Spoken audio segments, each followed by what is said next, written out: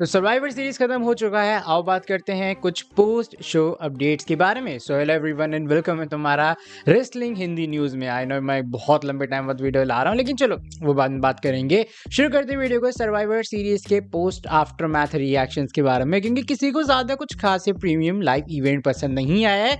Even बहुत से लोगों ने इसे रेसलपलूजा के बाद का सबसे वर्स्ट शो कहा है। इसका कहने का रीज़न मतलब मेन ये भी था, क्योंकि अगर तुम देखोगे जो मेंस का वॉर गेम्स मैच है, जब उसमें मजा आना चालू हुआ वो मैच ही खत्म हो गया। उस मैच में इतना पोटेंशियल था कि उसमें रोमन रेंज है, तुम्हारे पास सीएम पंक है, कोडी रोड्स है, ब्रॉक लेसनर है, लेकिन इसके बावजूद भी वो मैच उस पोटेंशियल उस हाइप तक नहीं पहुंच पाता है जहां शायद उसे पहुंचना चाहिए था। इसके अलावा फैंस ज़्यादा कुछ खास उसकी एंडिंग से भी खुश नहीं है, क्योंकि जैसे लगता है ना जब वो एग्जीक्यूटिव डायरेक्टर ये सब लिख के आता है तो कुछ सरप्राइज हुआ, कुछ नहीं हुआ। Roman Reigns CM Punk Cody Rhodes के बीच में कॉन्फ्रंटेशन हुई और डब्ल्यूडब्ल्यूई ने शो को वहीं पर खत्म कर दिया। सिर्फ डोमिनिक मिस्टीरियो और जॉन सीना और जो लिव मॉर्गन वाली चीज़ है उसको काफ़ी डेफिनेटली अप्लॉज मिल रहा है, लेकिन ओवरऑल एक मिड एवरेज मीडियोकर शो कहा जा रहा है सर्वाइवर सीरीज को। क्या तुम इस बात से एग्री करते हो या फिर नहीं? अपना ओपिनियन बताना कमेंट सेक्शन में। बात अगर हम लोग रोमन रेंज के बारे में कर ही रहे हैं तो ट्रिपल एच ने आफ्टर मैच शो के ऊपर रोमन रेंज के फ्यूचर प्लान्स को लेकर कुछ बड़ी चीज़ें कही हैं और कहा है उन्होंने ओटीसी को एक लेजेंड। हुआ क्या है, अपने जो ट्रिपल एच है वो आते हैं पोस्ट शो कॉन्फ्रेंस में और यहाँ पर वो बात करते हैं किस तरीके से कि अब रोमन रेंज किसी भी चैंपियनशिप से बड़े हैं, रोमन रेंज किसी भी वर्ल्ड टाइटल से बड़े हैं और रोमन रेंज को वो चैंपियनशिप के आसपास होने की ज़रूरत ही नहीं है, क्योंकि ऑडियंस हमेशा उन्हें उसी के आसपास रखती है। एंड इवन वो रोमन रेंज के ऑरा फार्मिंग को कहते हैं एक लेजेंड लेवल का। वो कहते हैं शायद पहले मैंने सोचा अंडरटेकर ऐसा करेगा, लेकिन अंडरटेकर के बाद जो किसी इंसान ने वो किया है वो है हमारे ओटीसी। साथ ही में ट्रिपल एच बात करते हैं रोमन रेंज के फ्यूचर प्लान्स के बारे में। यहाँ पर अपने गेम कहते हैं कि भैया देखो अभी फिलहाल जो रोमन रेंज है वो इतना बड़ा सुपरस्टार तो है कि उसे कोई भी नंबर 1 कंटेंडरशिप मैच में लड़ने की जरूरत नहीं है उस टाइटल अपॉर्चुनिटी को पाने के लिए। अब चाहे वो कोडी रोड्स चाहे सीएम पंक हो, डब्ल्यूडब्ल्यूई डिसाइड करेगी कि रोमन रेंज को किसके पीछे जाना है, लेकिन डेफिनेटली वो कंपनी काफी जल्दी डिसाइड करेगी और रोमन रेंज को एक टाइटल शॉट मिलेगा।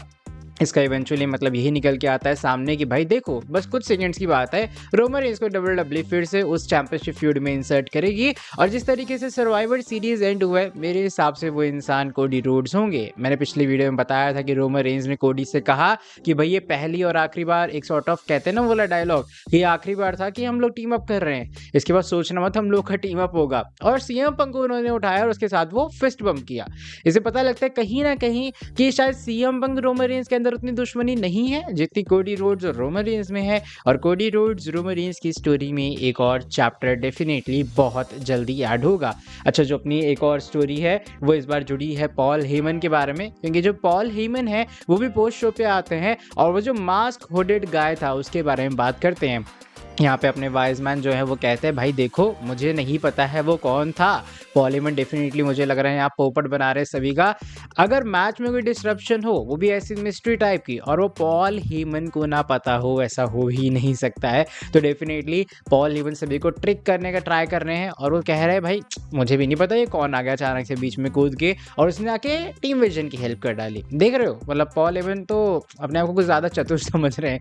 बाय द वे जो इसके बाद वाली स्टोरी है वो इस बार रेटेड आज सुपरस्टार एज के बारे में जुड़ी है, क्योंकि एज के काफी मैसिव चैंट्स हुए हैं शो के आफ्टर मैथ में। जब पोस्ट शो चल रहा होता है ट्रिपल एच आते हैं प्रेस कॉन्फ्रेंस पे करने के लिए, और जब ट्रिपल एच बात करते हैं सीना के आखिरी मैच के बारे में, बैकग्राउंड में एक ही चैंट होता है, वो होता है वी वांट एज का।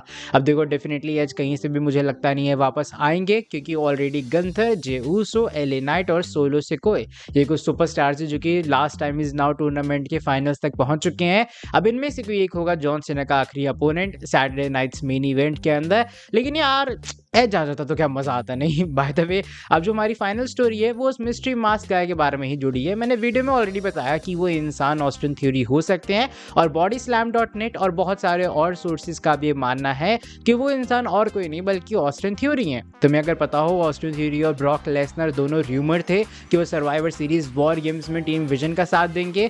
लेसनर तो आ गए, लेकिन सेथ रॉलिंस के जाने के बाद डब्ल्यूडब्ल्यूई ने ऑस्टिन थ्योरी को इंट्रोड्यूस ही नहीं किया। थ्योरी डब्ल्यूडब्ल्यूई से काफी लंबे टाइम टाइम से गायब थे, जब से उनका ग्रेसन वॉलर से ब्रेकअप हुआ था। लेकिन फाइनली डब्ल्यूडब्ल्यूई का उनका जो कहते हैं ना थ्योरी के कमबैक प्लान्स वो उनके बन गए थे, और इसलिए सर्वाइवर सीरीज में जो मिस्ट्री इंसान आया वो अपने ए टाउन डाउन ऑस्टिन थ्योरी थे, जो कि मुझे लग रहा है थ्योरी के लिए काफ़ी अच्छी न्यूज़ है, स्पेशली जिस तरीके से उन्हें इंट्रोड्यूस किया गया है। अब मंडे नाइट रॉ में या फिर आने वाले कुछ एपिसोड्स में डेफिनेटली ये बात कंफर्म होगी, लेकिन टीम विजन को वो ज्वाइन करेंगे, लग तो ऐसा ही रहा है।